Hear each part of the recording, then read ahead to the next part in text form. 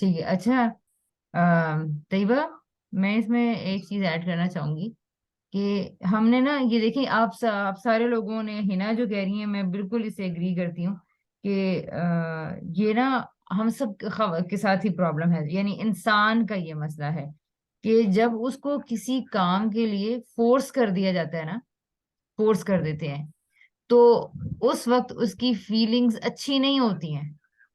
उस वक्त यानी जिस काम के लिए आप मजबूर कर देते हैं किसी को, तो उस वक्त वो उस काम की तरफ से उसके लिए एक उसके अंदर से एक रिटेलिएशन पैदा होनी शुरू हो जाती है उसके अंदर। और वो उसके लिए ना, मैंने एक मूवी का एक डायलॉग था और बहुत ही मुझे वो अच्छा लगा कि जितनी भारी बेड़ी होती है ना, जितनी भारी बेड़ी होती है उतना ही ऊंचा उड़ने का मन करता है। तो I strongly agree with this point कि जितना आपको कोई मजबूरी, प्रेशर में डाल के आपसे काम, आपको काम करने के लिए कहेगा, और अगर वो कोई प्रेशर नहीं डाल रहा, अब तो मैं इस नतीजे पहुंची हूँ कि कुछ एक्सपीरियंसेस इस तरह के हुए हैं कि आप किसी को प्रेशर में भी नहीं डाल रहे, लेकिन आप एक चीज को सिर्फ बार बार कह रहे हैं, ठीक है, अच्छे रिलेशनशिप के बाद के बगैर बार बार कह रहे हैं, ठीक है। फॉर एग्जाम्पल के वो अगर कोई आके बड़े अच्छे मूड में भी कह दे, ये काम कर दो, ये काम कर दो, ये काम कर दो, ये काम कर दो, इतनी बार कह चुका हूँ यार ये काम कर दो, ठीक है, इससे भी एक इंसान उकता जाता है, इससे भी इंसान तवाहुश सा महसूस करता है कि मैं नहीं, ये नहीं करना चाह रहा भाई, ठीक है। एक इंसान के अंदर से उसके अंदर नेगेटिव फीलिंग्स आनी स्टार्ट हो जाती हैं।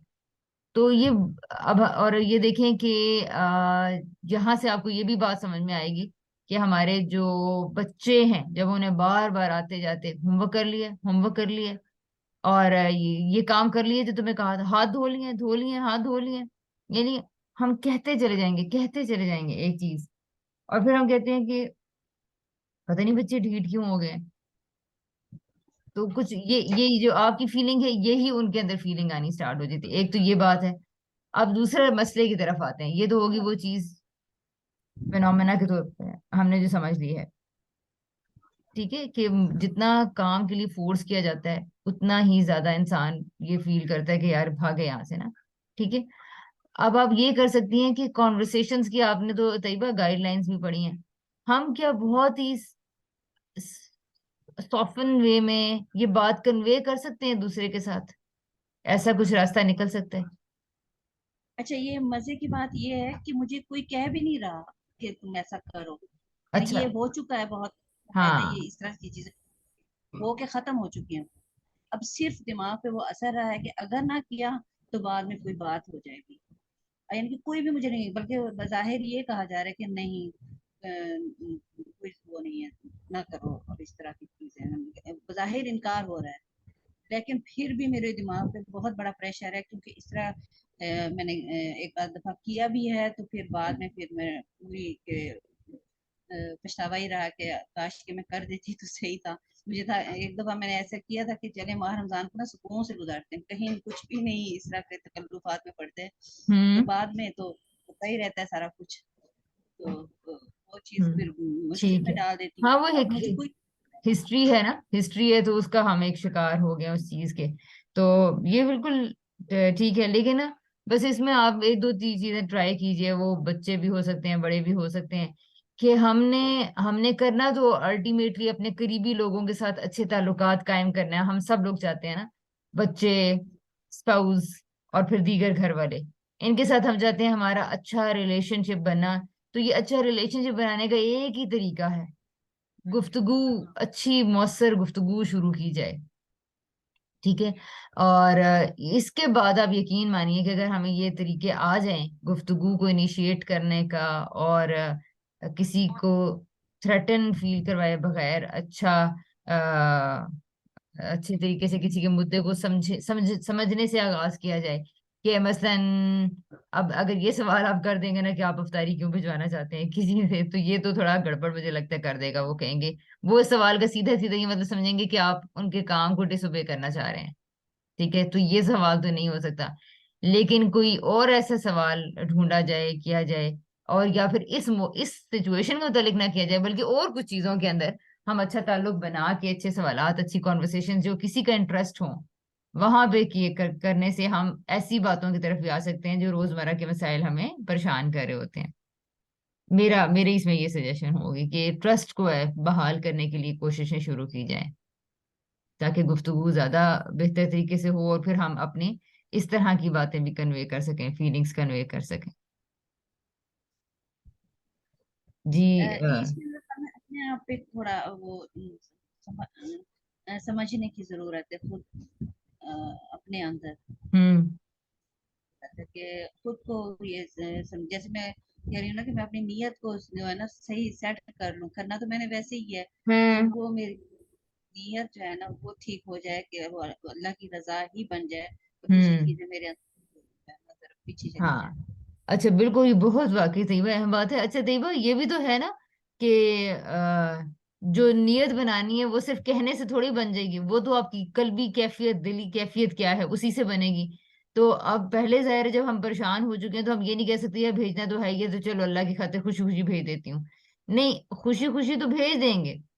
मसला ये है कि लाइफ में एलिवेशन तो आती ही तब है जब वो काम आप ऐसे कर सकें वाकई अपनी फ्रीडम से हो, और फिर उसके बाद उसमें बाज लोग ना इसको ये कह देते हैं, चले हम मसलन अगर किसी को कोई चीज पसंद नहीं है तो कहते हैं कि चले हम इस पे ही सब्र कर लेते हैं। सब्र ये नहीं होता है कि आपके पास इख्तियार ही नहीं था और आपने मजबूरी में कोई नेकी कर दी, ये थोड़ी सब्र है।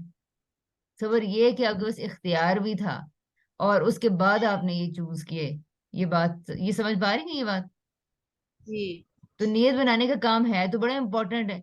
इसमें आपने वाकई इसके ऊपर सही तरीके से और भी हेल्प आप लोग डिस्कस कीजिएगा और गौर करती रहिएगा कि ये काम कैसे हो पाता है। और ये बहुत सारे हमें मसला दरपेश रहता है कि बाज काम हमें नागवार गुजरते हैं और फिर हम उनको कैसे करने के लिए अपने आप को आमादा कर सकते हैं। ठीक है।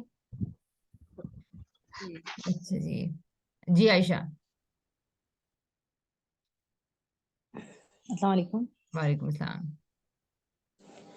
अच्छा, मेरे तासुरात जो है ना वही हैं कि शुरू में तो एक दो दिन असर रहा, क्यों अब वाई जो है उसको डिस्कवर किया जाए अपने चीज़ों के हम्म। पीछे। मतलब हम्म। वो पूरा दिन आप रहता है चीज़ का उस तरह का। और फिर मैंने देखा कि मेरे जो वाई हैं ना बहुत सारे, हम्म। वो मतलब सरफेस वाला वाई होता है ना, वो बड़ा अच्छा लग रहा होता है। मुझे लगता है मैं मतलब मुझे लगता है मैं बहुत अच्छी हूँ। हम्म। मतलब इसमें कोई आपको नेगेटिव चीज़ मिलती ही नहीं है अपने लिए। इसमें आपने अपने आप को ठीक करना हो, यानी हर चीज़ के पीछे अच्छी नियति लग रही होती है। हम्म। ये तासुर मिलता है कि नहीं मैं तो बहुत अच्छी हूँ, हर तरफ अच्छा अच्छा ही कर रही हूँ। हाँ, ये है तो सही है ऐसा। कोई एग्जांपल शेयर करना चाहेंगी जिससे हम ये समझ सकें कि बाज़ औक़ात क्या हो जाता है, यानी कि हमने ये कहा था ना कि हमें ये खोजना है कि आखिर हम कर क्यों रहे हैं। बहुत सारी हमारी जिंदगी में उलझनों की वजह, परेशानियों की वजह तो ये होती है कि हम बहुत सारे काम कर रहे होते हैं, लेकिन आखिर उसमें फिर हम पुरसुकून क्यों नहीं हो पा रहे सारे कामों की, अगर नीयत भी अच्छी है। मिसाल के तौर पर अगर मैं यही एग्जांपल ले लूँ ना, कि बच्चों को हम अगर बार बार सफाई के लिए कह रहे हैं, हम बार बार होमवर्क के लिए कह रहे हैं, या फिर कह रहे हैं उनको हाथ धोने के लिए, ये सारे काम हम, या उनको कह रहे हैं कि ये सब पेपर्स हमारे आने वाले हैं, पढ़ लो पढ़ लो पढ़ लो, ये सारे काम हम कह तो इसीलिए रहे हैं ना कि हम उनकी भलाई और खैर ख्वाह चाहते हैं। रीजन तो यही है ना पीछे, है ना? जी। वाई जी। तो यही है। ओके। अच्छा, अब इस बार इसी इसी एग्जांपल से आप इस एग्जांपल को चेंज करना चाहेंगे या इसी को हम डिस्कस कर लें? नहीं, ये रख लें, ठीक है। ठीक है, ठीक है, सही है। अब मसला ये है कि क्या बच्चे को सवाल ये किया जाएगा कि क्या बच्चे को ये बात बताने के लिए, अगर वो इसके नतीजे में वो अफेंड हो जाए, उसके नतायज ये सामने आए हैं कि हम तो उनकी खैर ख्वाही चाह रहे थे, हाथ धो लो ताकि तुम बीमार ना हो जाओ, सफाई कर लो ताकि तुम्हें मुस्तकबिल में अपनी सफाई सुथराई का ख्याल रखना आ जाए, तुम अपनी अलमारियां सेट कर लो, तुम्हें मुस्तकबिल में सुघड़ापा कैसे आएगा, हमारे आगे फ्यूचर का खौफ बैठा हुआ है। फ्यूचर के कुछ खौफ है हमारे सामने, और अगर वो बदतमीजी से या ऊंची आवाज में बात करते हैं तो हमारे जहन में पीछे ये है कि ये बदतमीज बन जाएंगे, और इनको लोग इन्हें लोग ये कहेंगे कि ये कितने बदतमीज बच्चे हैं, और पीछे से वजह निकलेगी कि माँ ने तरबियत ऐसी की है। तो हम्म। ये जो तरबियत भी हम क्यों कर रहे हैं, क्या इसके ऊंचा बोलने से या इसके होमवर्क करने से वाकई मुझे फर्क पड़ता है, या अगर इसने होमवर्क ना किया तो हस्बैंड ने मुझे कहना है तुम कितनी केयरलेस माँ हो, तुमसे ये काम नहीं करवाया गया इस बच्चे को, या पीछे खौफ ये है। यानी बाज औक़ात हम देखते हैं कि बच्चे कोई काम ना कर रहे हों तो हमें जाती तौर पे इतना ज्यादा फर्क नहीं पड़ रहा होता, तो फिर मैं सोचती हूँ कि जी। हम क्यों कह रहे हैं। तो पता चलता है कि हमें सोसाइटी प्रेशर्स हैं। मसलन कोई मेरे बच्चे की गुफ्तगू पे बात करके कहेगा कि कितने बदतमीज बच्चे हैं, लोग मेरी पेरेंटिंग को जज करेंगे, तुम्हारे बच्चे इस तरह के हैं, तुमने अपने बच्चों को सिखाया क्या है, बहुत ही खुरहुले बच्चे हैं, बड़े शरारती बच्चे हैं। ठीक है, तो बच्चों का हर हर एक्शन, हाय इतने गंदे हैं, इन्होंने इनको अभी तक ये नहीं सिखाया कि खाने से पहले हाथ धोते हैं, जाओ उठो हाथ धोकर आओ। तो ये इतना ज्यादा बम्बार्मेंट हो रही है बाहर वालों की तरफ से कि हम हर वक्त बच्चों की जो ओवर ओवर अपनी तरफ से तरबियत में लगे हुए हैं। बाजुकात ये तरबियत सिर्फ उनकी भलाई नहीं है, बाजुकात पीछे ये भी है कि हम अपने ही इमेज को प्रोटेक्शन के बारे में मुब्तला हैं, अपने ही ऊपर बातें सुनने से और अपने ही तरबियत के जज होने के खौफ में मुब्तला हैं, जिसकी वजह से हमने भी बच्चों के ऊपर और ज्यादा तरबियत के नाम पर सिलसिले शुरू कर दिए हैं। सही। ठीक है, तो अब जब हम अपने एक और मैं ये सवाल कहूंगी यहाँ पर, आप इस आयत को देखिए कि हमें ना अपने खौफ भी पहचानने हैं। हम बहुत सारा जो हमारा माइंडसेट है ना बचपन से अभी तक, वो खौफ का माइंडसेट है। ठीक है, यानी कि ये देखें, ये जो मालिकी यहाँ पर हमने आयत में कहीं, मेरा ख्याल है कोई एक सवाल ऐसा था, इय्याका नअबुदु व इय्याका नस्तईन, ऐसे कामों की क्या अहमियत हो सकती है जो दिखाई ना दें। ठीक है, मेरा ख्याल है यहाँ कहीं और ना मैंने डाला हो, लेकिन वो सवाल, वो यही बात कि जो इंसान अपने खौफ से ड्राइव हो रहा होता है वो कभी भी पॉजिटिव और अच्छा और बेहतर फैसला करने में काफी उसको मुश्किल एक तरह से पेश आती है। वो उसका वो फैसला नहीं होता जो जेन्युइनली वो चाह रहा होता है। ये कुछ मसाइल हैं खौफ के पैराडाइम के साथ। ठीक है, यानी आपको मैं एग्जांपल देती हूँ, आप सारे लोग जो यहाँ मौजूद हैं, 2 मिनट के लिए इमेजिन कीजिए कि आप किसी आप किसी रास्ते पे चल रही थी। ठीक है, तो आप उस रास्ते से कैसे गुजरेंगी अगर आपको कोई खौफ ना हो। एक बहुत ही खूबसूरत पगडंडी है, साइडों पे खेत हैं, और आगे भी रास्ता, दूर दूर तक फसलें हैं, पानी के झरोके हैं आगे आगे, और आप वहां से गुजर रही हैं बिल्कुल मुतमईन इत्मीनान और बिल्कुल एक रिलैक्स मोड के अंदर। तो उस वक्त आपका रवैया क्या होगा। लेकिन अब अगर आपको ये बता दिया जाए कि फसलों में से किसी भी वक्त भी यहाँ पे किसी का मसलन कोई सांप निकल सकता है, यहाँ पे बड़े सांप होते हैं, कोई भी कोबरा सांप निकल सकता है, ये निकलता है, अब आप उस पर डंडी पे कैसे चलेंगी। क्या आपकी ऑब्जर्वेशंस, क्या आपके तब उसमें क्या तब्दीली होगी। फिर हम बहुत ज्यादा कॉन्शियस होके चलेंगे कि खुदा ना खास्ता कोई सांप वगैरह पगडंडी में से ना निकल आए, या कोई जिस तरह अक्सर ड्रामों में दिखाते होते थे कि फसलों में और वो गुंडे वगैरह छुपे हम्म हुए होते थे। ये हम्म किसी भी तरह का कोई भी मसला हो सकता है, लेकिन अगर कोई मसला नहीं है, हमें इस किस्म का कोई भी खदशा नहीं है, तो फिर हम जो है वो उस ग्रीनरी को एंजॉय करते हुए गुजरेंगे, वहां पे हम्म। हर चीज को देखेंगे कि कितनी प्यारी फसल है, कितने ठीक है, प्यारे खेत लग रहे हैं, ये वो इस तरह। बिल्कुल ठीक। अच्छा, अब ये जो बात है ना, अब इसमें ये जो आपने अच्छा वर्ड इस्तेमाल किया कॉन्शियस का, हम ज्यादा कॉन्शियस होके चलेंगे। तो ये जो खौफ वाली पैराडाइम है इसके अंदर आप, यानी अब आप कम से कम एंजॉय करना भूल गए हैं।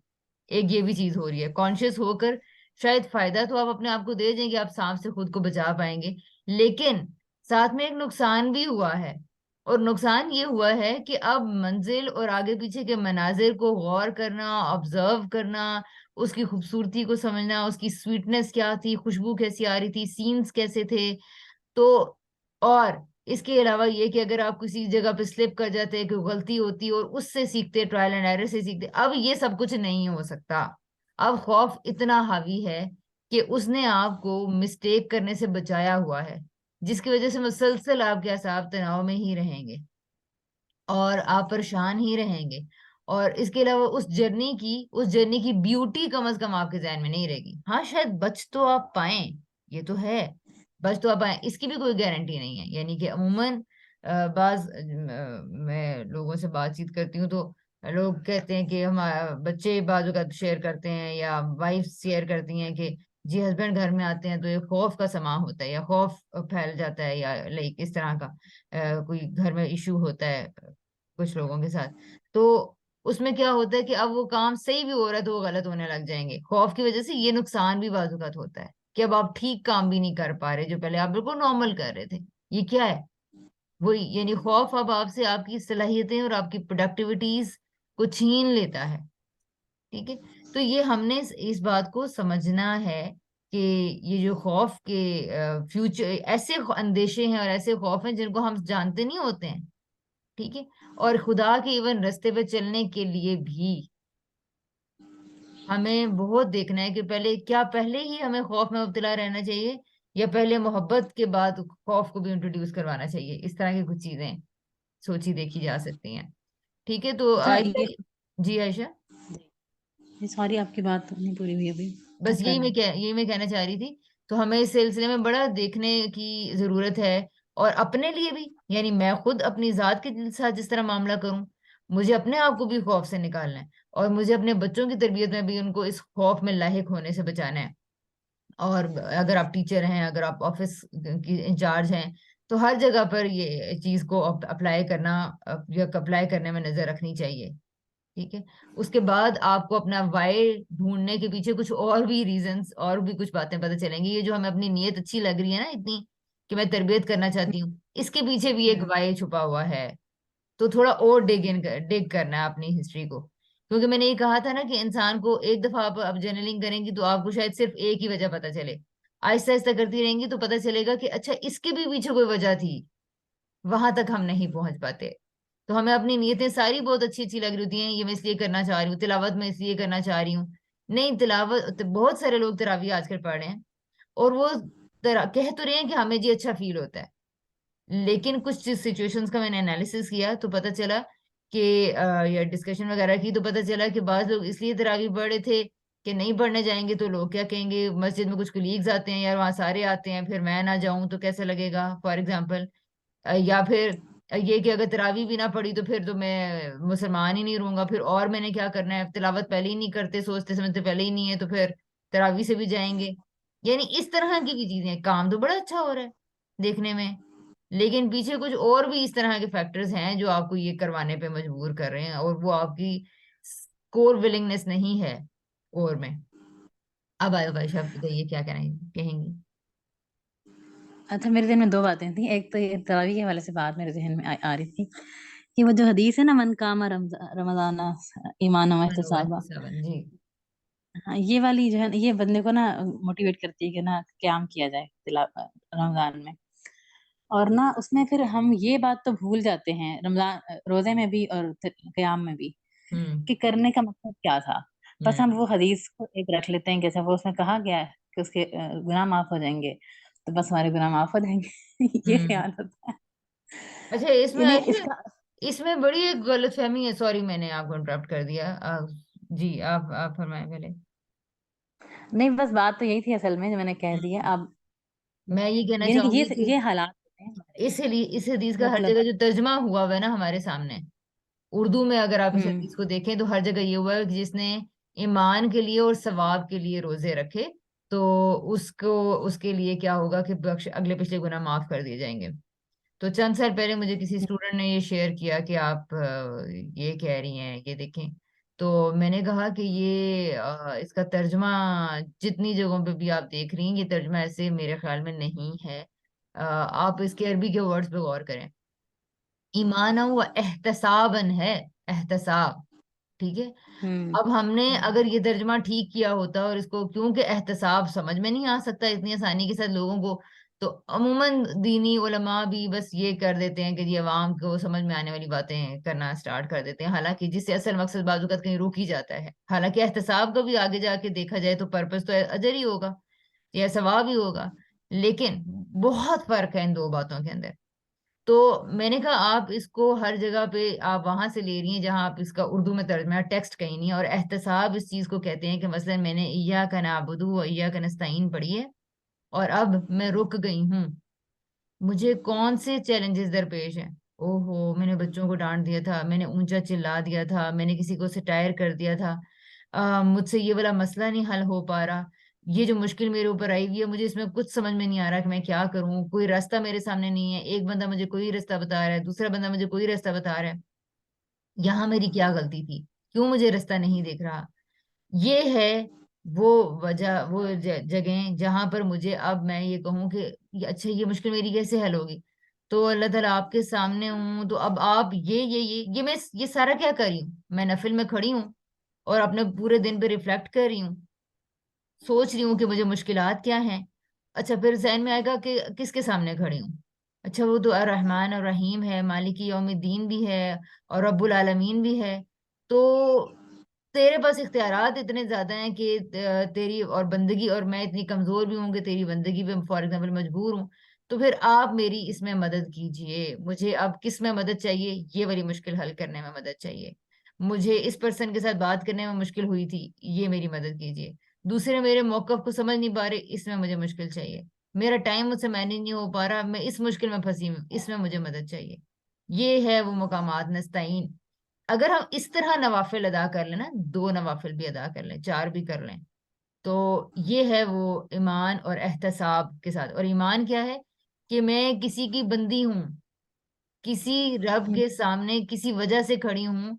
और ये जो इंटेंशन है जिसकी वजह से मैं वहां पर वुजू करके हाजिर हुई, और प्लस साथ में एहतसाब भी शुरू कर दिया। ये है वो रविश जिस पर कहा गया है कि गुफिर लहु मा तक़द्दम मिन ज़ंबी। लेकिन अनफॉर्चुनेटली हमें 20 का अदद पूरा करना है, नंबर पूरा करना है हमें, एहतसाब तो मिसिंग है कहीं पे। तो जब एहतसाब नहीं है, तो इसीलिए वो नमाजें ऐसी हैं कि हमें नमाज पढ़ने के बाद, हमारे रमजान में, हमारे रोजे में, हमारे ईद के बाद हमारी हमारे रवैयों में कोई तब्दीली आके ही नहीं देती। सेम वे हमारी नमाज भी ऐसी ही है, रोजा भी हमारा ऐसी है। रोजे के लिए भी ये कहेगा, मन सौम रमदाना ईमाना व एहतसाबन, खुदा अपनी किसी हस्ती को खुदा समझते हुए प्लस अपना एहतसाब करते हुए, क्या क्या गलत कर रही हूँ, इसमें इधर मेरी नीयत में क्या प्रॉब्लम थी, यहाँ मैंने क्या बात कह दी, ये बात मैंने क्यों कह दी, ये मैं सदका कर रही हूँ तो क्यों कर रही हूँ, किसको कितना सदका देना है, क्यों देना है। ये सारी बातें क्या मुझे अपनी नमाज में याद आती हैं, अपनी रकत में फातिहा पढ़ते हुए। तो ये वो जो रविश है ना, अब इसलिए हम ये कह रहे हैं कि तरावी अगर पढ़नी है, तो अगर आप इसके ऊपर मकसद के ऊपर फोकस करें, तो फिर तो शायद किसी के 2 नफल ही ना खत्म हो, इतनी मुश्किलें हम्म हैं। तो एहतसाब को जब इग्नोर किया है, तो फिर अब ये मैं चाहती हूँ कि ये क्यों नहीं हम इंट्रोड्यूस करवा रहे कि इसका मकसद क्या था। क्या खुदा को क्वांटिटी चाहिए? क्वांटिटी तो नहीं चाहिए अल्लाह ताला को, क्वालिटी चाहिए। बहुत सारा पूरा मुकम्मल कुरान नहीं चाहिए, एक आयत पे तदब्बर चाहिए, गौर व फिक्र चाहिए, ताकि मैं अपने आप को ठीक कर लूं। सो सही। ये है मुझे कम से कम जो लोग नवाफिल या तरावी कर रहे होते हैं, और अगर उनके पीछे ये हदीस है, ये आपको ये हदीस पता होगी, बाकियों को तो शायद ये हदीस भी शायद इतने सही से ना मालूम हो। और बाज दीनी तबकों में ये हदीस पता भी है, लेकिन उसमें वही वही बात है सवाब के लिए, तो इसलिए बस वो सवाब के लिए जाते हैं। सवाब हो गया फाइनल, 8 पढ़ ली, 20 पढ़ ली, चले जी। और मेले में ये काम नहीं हो सकता रुक रुक के पढ़ने वाला। यानी नबी पाक सल्लल्लाहु अलैहि वसल्लम ने जिस चीज को, जिस ट्रेंड को मुतारिफ करवाया था, वो ये था कि झमघट्टा बना के हम लोगों के पीछे बस आंखें बंद करके, कान बंद करके पढ़ते जाएं, आयतें पढ़ते जाएं। इसको तो बहुत बुरा कहा गया है, इस रविश को, कि जो अंधों गूंग और बहरों की तरह और गूंगों की तरह मेरी आयतों पर गिर पड़ते हैं। तो ये तो खुदा को मतलूब ही नहीं है रवैया। तो उसको ये जो इसीलिए जो तफक्कुर का काम है और पयाम के अंदर तदब्बर का काम है, ये अकेले ही हो सकता है, क्योंकि हर इंसान के सोचने की रफ्तार मुश्किल है, उसके हालात मुख्तलिफ हैं। तो ये बहरहाल ट्रेंड्स इतने अब डिफरेंट हो चुके हैं कि इसमें क्या कहिए, क्या बात करें हम, और क्या असल से इतना दूर जा चुके हैं कि अब तो असल कहने वाला ही मुजरिम ठहरता है। तो एनीवेज, अच्छा, ये मेरा टॉपिक, मैं काफी इमोशनल हो गई थी इस टॉपिक के ऊपर, बिकॉज हर कोई आजकल ना कन्वे यही बात कर रहा होता है, और सवाब, इनको शायद सवाब की फिक्र नहीं है। तो नहीं, हमें सवाब की नहीं, हमें एहतसाब की फिक्र है, जिसके बाद तज़किया भी होता है और जिसके बाद सवाब तो पता नहीं उस पे कितना मिलता होगा एहतसाब करने पे ना, अपना अपने आप को देखने, परखने, सोचने पे। अच्छा जी, जी आयशा, आप कुछ कहना चाह रही हैं? एक और बात थी मेरे ध्यान में, वो जो आपने खुदा खौफी की बात की है ना, हम्म। उस हवाले से जी। मुझे ये समझ आई है कि आपकी सोच विचार के बाद और कुछ हम्म। चीजें सुनने के बाद, कि खुदा का खौफ जो है ना, वो असल में डालने वाली चीज नहीं है, वो खुद ब खुद डल जाता है बच्चों में, मतलब इस तरह है ना। हम्म। क्योंकि बच्चे जो है ना, अगर आप सिर्फ मोहब्बत डाल दें, या सिर्फ तारुफ करवा दें खुदा का, हम्म। तो सिर्फ तारुफ से मोहब्बत ही पैदा हो जाती है, और जब मोहब्बत होती है तो खौफ खुद ब खुद आ जाता है। यानी हम्म। बच्चा माँ से या बाप से इसीलिए डरता है कि वो उनसे मोहब्बत करता है, उनका नाराज चेहरा वो नहीं देखना चाहता।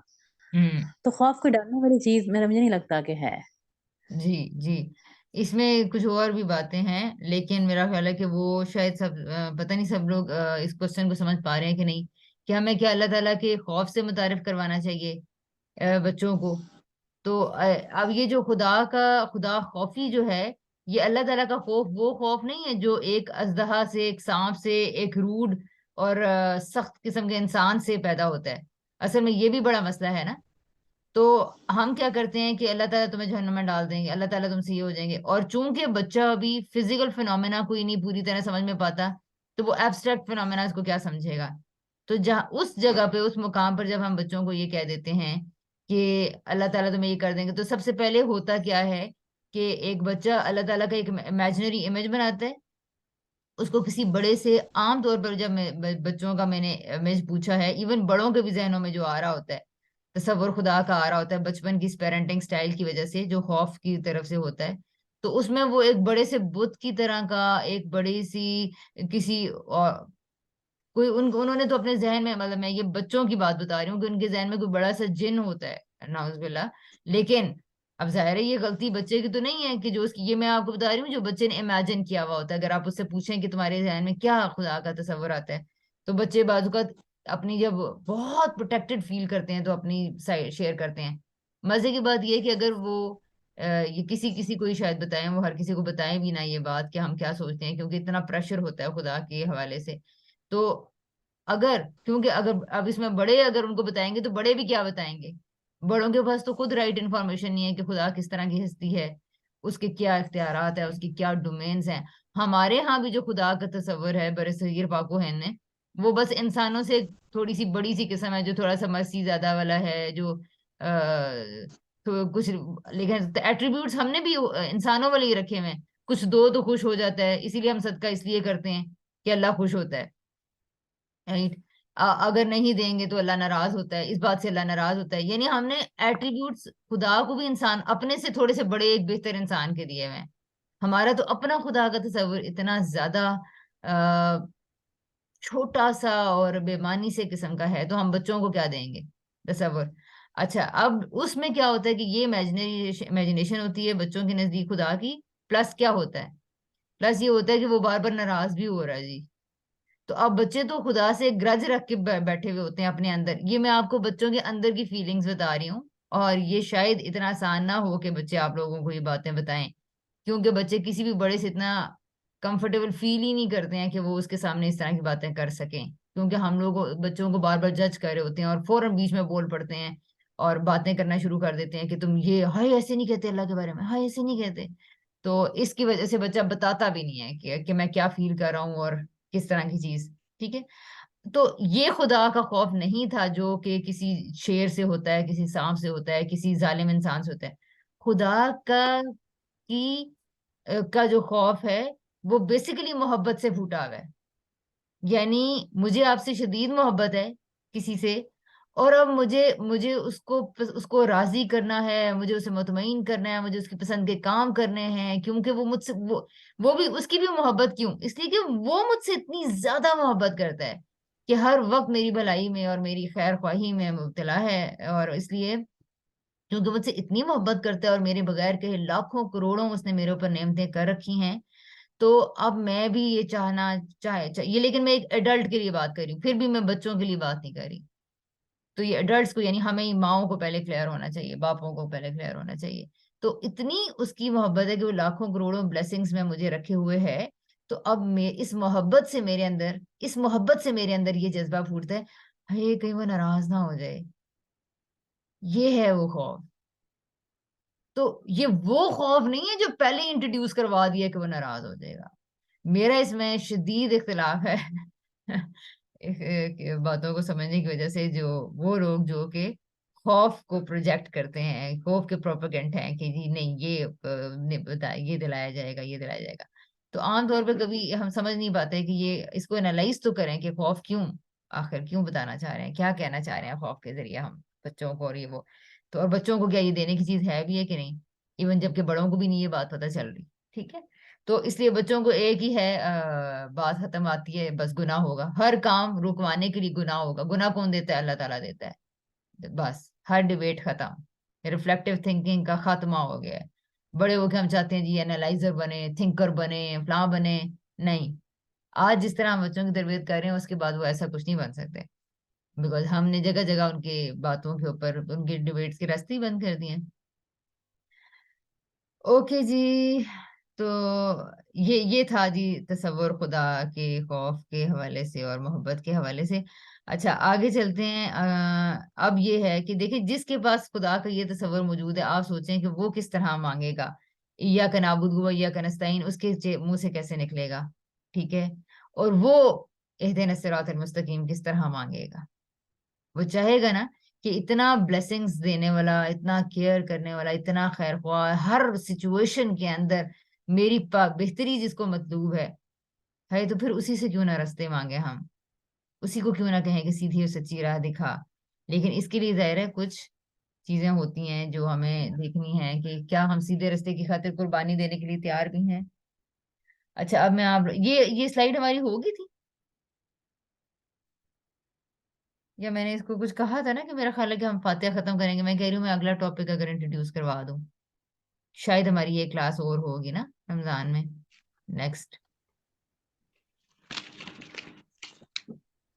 इस पे इन क्वेश्चंस पे किसी ने गौर किया?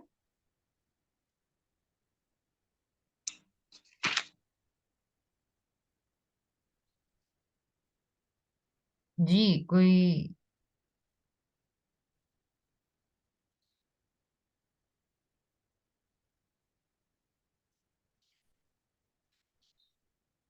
ये जो क्वेश्चन नंबर 2 है, ये बिल्कुल वही है जो भी हम कह रहे थे कि बच्चों की तरबियत करनी है। तो ये मेरा अपना अंदरूनी शौक है, तरबियत के नाम पे हर बात बच्चे को कहते रहना। ये वो है जो सोसाइटी ने मेरे ऊपर लाजिम कर दिया है कि हम कि बच्चे में ऐसे ये वो साफ होने चाहिए, ये होने चाहिए, ये होने चाहिए, नमाज पढ़ता हो, सच बोलता हो, फलां करता हो। तो ये जो है ना कि ये हमारी जरूरत बना दी गई है जबरन। बाजुकात हम जिस तरह तरबियत करना चाह रहे होते हैं, बच्चे से खेलना चाह रहे होते हैं, उससे हंसना मुस्कुराना, उसकी बातों को, उसके कमेंट्स को एंजॉय करना चाह रहे होते हैं, वो रह ही जाता है। क्यों? क्योंकि अगर किसी ने देखा तो उन्होंने कहना है कि ये कितने सर चढ़ाए हुए बच्चे हैं, ये क्या, ये तो अपने बच्चों की ये हर तरह की बातें बोलती है। आगे इसके बच्चे तो आगे से ये बोल देते हैं। हालांकि कंफर्टेबल एनवायरनमेंट में बच्चे जो कमेंट्स पास कर रहे होते हैं वो अमूमन वही होते हैं जिस तरह हम बात कर रहे होते हैं। तो इसमें इतनी परेशानी की बात नहीं होती, अपनी इस्लाह का बहुत ज्यादा मौका मिल जाता है। तो क्वेश्चन नंबर 2 के हवाले, सीधा रास्ता तलाश करना क्या उसकी इस दुनिया की जरूरत है, ये तो बड़ा सोचने का सवाल है। अच्छा इसमें आप लोगों को मुझे आप लोगों की हेल्प चाहिए। आप लोग इस पे क्या डिस्कशन करना चाह रहे हैं या हम नेक्स्ट टॉपिक पे चलें?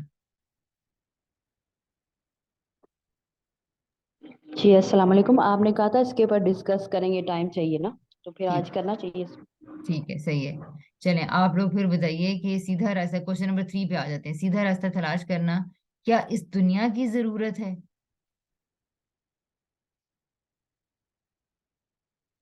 यानी कोई भी सिचुएशन आई है आपके सामने, मिसाल के तौर पर तरबियत औलाद ही है, शोहर और बीवी के माबैन अच्छे ताल्लुकात कायम करना है, शोहर और ससुराल वालों के साथ, अपने बहन और भाइयों के साथ, घर के अंदर जो फ्री लोग हैं, इदारे के अंदर जो लोग हैं, ऑफिस के अंदर जो लोग हैं, इनसे अच्छे ताल्लुकात कायम करना।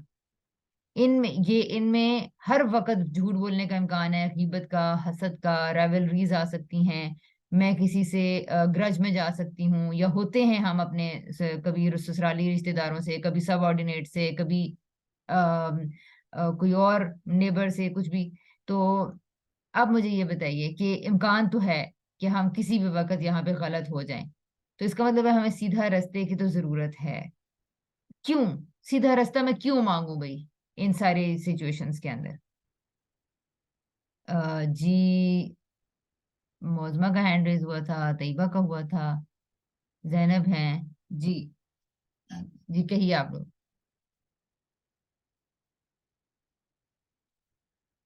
जी तैयबा। मैं पहले यही सवाल करना चाह रही थी कि हम लोगों की वजह से ज्यादा वो ताल्लुकात रखना चाहते हैं दुनिया।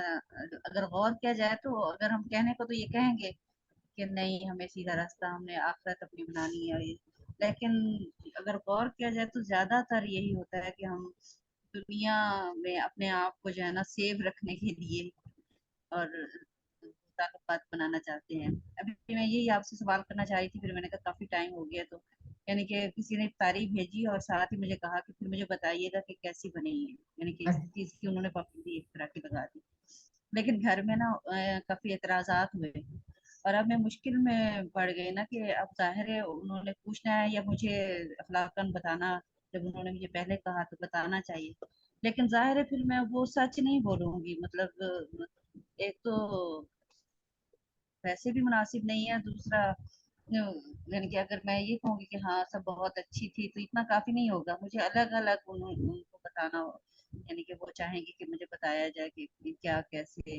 अच्छा। यानी कि जैसा करीबी रिश्ता होता, बहन होती, तब तो मैं बता सकती थी, हम्म। लेकिन यह ऐसी सिचुएशन में बंदा क्या करे कि किस तरह अपने आप को जो है ना सीधे रास्ते पे लेके आए और सही बात किस तरह करे। हम्म। मतलब वरना ताल्लुकात खराब हो सकते हैं। सही, सही, ठीक है, इसमें हम अभी इसको लेते हैं सवाल को। ठीक है, ठीक है तैयबा। और ये आपका बड़ा अच्छा कंसर्न है कि वाकई यहाँ पे सीधे रास्ते पे कैसे लाऊं भाई मैं। और सही बात है, ठीक है जी। जैनब। ये जो सीधे रास्ते वाली बात है, इसमें तो सबसे पहले मुझे लगता है कि सेल्फ सेटिस्फेक्शन। आप जब भी कोई काम कर रहे हैं उसमें अगर आपको सेल्फ सेटिस्फेक्शन है तो उसके हम्म। बाद फिर आप ये चीज़ सोच सकते हैं कि इसके पीछे मैं क्यों सेटिस्फाई हुई हूँ, मेरी क्या नीयत थी, तो फिर वो वाई कर करके। मगर बेसिक ये है कि अ, वही बात है, अगर इस दुनिया की ज़रूरत हम अगर तो पीयर प्रेशर में आने वाले लोग हैं हम्म। कि लोग कहेंगे ये, तो वो फिर तो उस लिहाज से सोचा जाए तो दुनिया की ज़रूरत ही लगती है। मगर ठीक। उससे पहले अगर बंदा थोड़ा सा, वही अभी जिन्होंने बात की थी, स्ट्रेट फॉरवर्ड भी इस बात में अगर हम इंक्लूड करें हम्म। तो स्ट्रेट फॉरवर्ड भी हो के अगर हम बात करें तो उसमें भी फिर हम ये सोचते हैं इस वक्त कि वो दुनिया वाले क्या सोचेंगे, वो लोग क्या सोच, मतलब हम्म। हम अगर बेसिकली देखा जाए कहेंगे कि हाँ हमारी सॉरी ज़रूरत है आखिरत के लिए, मगर हर बंदा जो है वो अनकॉन्शियसली दूसरे को खुश करने में ही लगा हुआ है। हम्म। सही बात है, सही बात है। अच्छा, तो अब जैनब इसमें हम लोग अपने ऊपर आ जाते हैं। अब हमने देखें, जब तक हम लोग इस बात में या इस पैराडाइम में रहेंगे ना कि हमने दूसरों को खुश करना है, लोगों को खुश करना है, और ये यकीनन करना है, करना है, इसमें कोई शक नहीं है, क्योंकि दूसरे हमारे सराउंडिंग्स के लोग खुश होंगे तो बहुत उसके अच्छा असर पड़ेगा हमारे ऊपर भी, उनके ऊपर भी। ये कर तो लेंगे, ठीक है, लेकिन अब हमने चैनल ठीक करना है, अपना रास्ता ठीक करना है। तो आप क्या समझती हैं कि वो क्या चीजें हो सकती हैं जिसको आप एक्सप्लोर करें कि जिससे ये सीधे रास्ते की तरफ जाने की का जो रास्ता है वो ठीक हो सकता है, वो लोगों के थ्रू नहीं। जैसे आपने एक कहा कि मेरी मेरी अपनी भी तो सेटिस्फेक्शन है ना आखिर। ठीक है, हम्म एक हम्म एक तो ये पॉइंट हो गया, और आप इसमें क्या पॉइंट ऐड करेंगी कि ये सीधा रास्ता मांगना आखिर क्यों मेरी जरूरत है, क्यों मांगू मैं? इसमें मुझे सोचने के लिए हाँ टाइम सोचें, चाहिए। बिल्कुल ठीक है, बिल्कुल अल्लाह ठीक है। की बल्कि अल्लाह की इसमें मैंने रजा। ये इसमें कहा ही ये था कि हम लोग सोचेंगे, सोच के आएंगे, और अगर मैंने नहीं सोचा तो हम अभी 5 मिनट ले लेते हैं। हम्म और जब आपको सोचना पड़े तो यही है मैंने जो लर्निंग आइडिया बताया था ना, इसका ये मतलब है कि अब हम लोग ग्रो कर रहे हैं और हमारी लर्निंग स्टार्ट हो रही है। ठीक है, तो सोचने से कभी ना घबराइएगा। ठीक है, इस पे हम दोबारा बात करते हैं जी। वरना हिना। वैसे तो हम सॉरी एक बात है, जी वरना जी वैसे जी। तो क्या हम देखा जाए तो ये कह सकते हैं कि अल्लाह को खुश करने के लिए, हम्म। मगर अगर डीप डाउन हम देखें तो उसके वाह वाली बात ये सोचे बंदा तो हम डायरेक्शन कोई और होगी। और मतलब जबान और हमारा दिमाग मैच नहीं करेगा अगर हम सिर्फ ये कहेंगे कि एग्जैक्टली अल्लाह को खुश एग्जैक्टली, करने के वेरी लिए। इंपॉर्टेंट। हमारा कॉल और फेल एक जैसा नहीं होगा। कह तो ये रहे होंगे कि अल्लाह को खुश करने के लिए, लेकिन उसी लम्हे अगर कोई आके हमें, हमारा कोई रिश्तेदार कह देगा ना कि ये बात सुनो, तुमने कैसा काम किया है, या तुम अच्छा बोलती नहीं हो, या तुमने ये काम गलत कर दिया, या हमारे ऊपर कोई तनकीद कर दी है, सब भूल जाएंगे अच्छा रास्ता। हाँ, बाजू ऊपर चढ़ा लेंगे। तो ये मसले ये हो जाते हैं, तो वहां पे से पता चल जाता है कि नहीं, ये सिर्फ अल्लाह की खुशनुदी नहीं है भाई, यहाँ पे कुछ और भी चाहिए चीजें चल रही हैं। तो इसको एक्सप्लोर करना पड़ेगा हमें। ठीक है, अभी हम इसको सही तरह से समझते हैं जी। है ना। हम्म, मेरे ख्याल से भाभी ये कि आपने कहा ना कि सीधा रास्ता जो है ना वो हम लोग क्यों जरूरत बना दी गई है।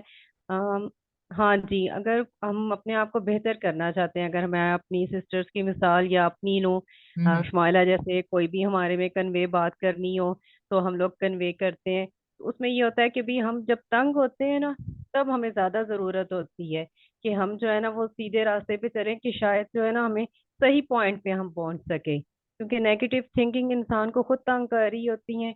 तो इसलिए हम अल्लाह से भी मदद चाहते हैं और ऐसा बंदा कोई ढूंढ रहे होते हैं जो हमें ना हमारे पॉइंट को सुन के क्लियर हमें बता सके। अच्छा। तो हमारी ज़रूरत वाकई कई दफ़ा बन जाती है जब हम खुद बहुत डिस्टर्ब होते हैं और तंग हो रहे होते हैं सिचुएशन से, कुछ दुनियावी मसाइल में, और कुछ हम्म अल्लाह की तरफ से भी दिल में डाल ही जाती है कि आप तुम अल्लाह के रास्ते में आओ और अपने माइंड को जो है ना उस तरीके से हल करने की कोशिश करो। सिचुएशंस की सोल्यूशन तो बहुत ज्यादा होते हैं, जी। लेकिन वो अल्लाह भी डालता है और कुछ हम भी चाह रहे होते हैं, और आगे से हमें कोई बंदा भी ऐसे मिल जाता है जो हमें जो है ना वो हमारी जरूरत को पूरा करने के लिए हमें सही डायरेक्शन पे पॉजिटिवली लेके जाए। कहीं ना कहीं वो वाकई जरूरत बन जाती है हमारी। हम्म। ठीक है, जरूरत बन जाती है। अच्छा, इसके ऊपर फिर थोड़ी देर के लिए सोचिए आप लोग कि फिर ये मेरी जरूरत क्यों है। अब मेरे पास इख्तियार है। चाहे तो मैं उस परेशानी में से खुद ही धक्के खा के निकल जाऊं, या उस परेशानी के लिए कॉन्शियस हो जाऊं कि इसमें राइट अप्रोच क्या होगी, इस काम में, इस मामले में। ऑफिस का कोई इशू है, हस्बैंड के साथ बात करने में कोई इशू है, बच्चे के साथ बात करने में, ताल्लुकात में खराबी है, या इन लॉज के साथ अगर कुछ प्रॉब्लम्स हैं। तो यही हमारे नियर सर्कल्स यही हैं। मैं जनरली आपने देखा होगा कि इस तरह हम लोग ओवरऑल अच्छी अच्छी बातें, और बाहर दूर पार के लोगों में नहीं। मैं ये चाहती हूँ कि एक औरत की या एक मर्द की अगर डोमेन उसका घर है, उसका, उसकी बीवी, उसका शौहर, उसके बच्चे, उसके घर वाले अफराद, और उसके ससुराल वाले, और फिर उसका ऑफिस, मेरे नजदीक ये तरतीब है। और इसलिए मैं सिर्फ इन्हीं सर्कल्स में घूमती रहती हूँ। आप कह रही होंगी ना ससुराल वालों के पीछे क्यों पड़ी रहती हैं, या घर वाले या बहन भाई। नहीं, इन नियर सर्कल्स में ही तो हमने अपने आप को देखना है। बाकी सबके सामने तो हम 100 लिबादे ओढ़ लेंगे, वहां तो हम अच्छे हो जाएंगे, कोई मसला ही नहीं है। तो हमने इन्हीं सर्कल्स के अंदर इंप्रूवमेंट लेके आनी है। और मेरे नजदीक यहाँ ये हमारे कोर एरियाज हैं या प्राइम डोमेन्स हैं हमारी, जिसमें हमें अच्छा होना है। इसलिए मैं बार बार इनके एग्जाम्पल्स देती हूँ या सोचने के लिए कहती हूँ। अच्छा, तो अब आप ये सोचिए कि इन सारी जगहों पे भी फिर आखिर मेरे पास अगर इसमें कोई खराबियां आ रही हैं या मुश्किलें हो रही हैं, तो जरूरत क्या है मुझे कि मैं राइट अप्रोच दरियाफ्त करूं। मामलात किसी और तरह भी तो हैंडल हो जाएंगे, खुद ब खुद भी गुजर जाएगा वक्त, तो हो जाएंगे, कुछ ना कुछ ठीक हो जाएंगे, दूसरे ठीक होंगे तो भी मैं ठीक हो जाऊंगी। क्या मसला क्या है, क्यों फिर आखिर आप क्यों ये चाहते हैं, मैं ये क्यों चाहती हूँ कि नहीं, मुझे राइट अप्रोच को ढूंढना है और उस तरह से प्रैक्टिस में लाना है। ये अपने तक की बात है भाभी, मेरे ख्याल से जो है ना वो यही आ रही कि हम खुद को अगर ठीक करना चाहते हैं इस तरफ है, बाकी इलिटरेट बंदों से, या अब बेहतर अपने आप को दिखाने के लिए हम कॉन्शियस हो रहे हैं हर मामले में, वो बच्चे से रिलेटेड चीज हो या अपने हस्बैंड वाइफ की रिलेशन हो। तो अगर हम बेहतरी चाहते हैं, पॉजिटिव थिंकिंग है हमारी, तो वो आपकी मैंने जो क्लासेस ली हुई है मुझे तो जो है ना वो काफी ज्यादा अफेक्ट करती हैं कि हम पहले खुद को अपने आप को ठीक करेंगे तो सब हो जाएंगे, सबको ठीक करने लगे तो वो तो फिर भूल जाओ कि नामुमकिन चीज है ना। पहले खुद सही को बात है। ठीक करना है। तो हम्म। वो खुद को ठीक करने के लिए जो कॉन्शियसनेस होती है ना वो हमें सीधे रास्ते पे लेके जाती है कि पॉजिटिव थिंकिंग के साथ कि हम खुद भी तंग भी ना हो और हमें जो है ना सिचुएशन का सोल्यूशन भी मिल जाए। हम्म। ठीक है। अच्छा, सही। और ठीक है, इसमें भी अभी एक थोड़ा सा और मजीद क्वेश्चन तक पहुंचने की जरूरत है हमें ना, ठीक है। अभी मैं दोबारा इस पे मजीद सोचती रहिएगा, फिर हम दोबारा आते हैं इस टाइम बाद में। जी मौजमा। अच्छा, मैं ये कहना चाह रही थी कि हमें सीधा रास्ता या किसी की गाइडेंस की इस वजह से भी जरूरत होती है कि हमने सिर्फ किसी भी मसले को for the time being solve नहीं करना, हम्म। बल्कि हमने उसको पूरी जिंदगी के लिए सॉल्व करना है। फॉर एग्जाम्पल, अगर रिलेशनशिप ही है, फॉर एग्जाम्पल बच्चों के साथ है रिलेशन, जी। कि फॉर द टाइम बिंग तो हम उसके उनके साथ जो है वो किसी भी तरीके से उस टाइम हैंडल कर लेंगे। जैसे कल बात कर रहे थे, उनको इनाम दे के या उनकी ख्वाहिश पूरी करके कि अगर पानी हम्म। कहने कल कह लेकर आए तो लाकर दे देंगे, लेकिन फिर वो हमेशा मुझसे ही पानी मंगवाएंगे या इस तरह। हम्म। कि हमें इस वजह से जरूरत है कि हम उस मसले को हमेशा पूरी जिंदगी के लिए हल करें। ठीक है। इस वजह से किसी न किसी की गाइडेंस की जरूरत है या सीधे रास्ते की जरूरत है कि हमें पता हो कि हम क्या करना चाह रहे हैं। ठीक है। तो मौजमा, आप क्या समझती हैं कि ये जरूरत क्यों है? ये यानी कि ठीक है, गाइडेंस की जरूरत है, अभी आपने यहाँ तक वो किया, एस्टेब्लिश किया है कि जरूरत तो है, ठीक है। और बहुत सारे नुकसानात से बचने के लिए जरूरत है, और लॉन्ग टर्म बेनिफिट्स लेने के लिए जरूरत है। अच्छा, ये क्यों मैं क्यों चाहूंगी कि ये लॉन्ग टर्म में भी जाके चीजें ठीक ही हों और मैं सही तरीके से काम करूं? इसके भी पीछे क्या वजह होगी?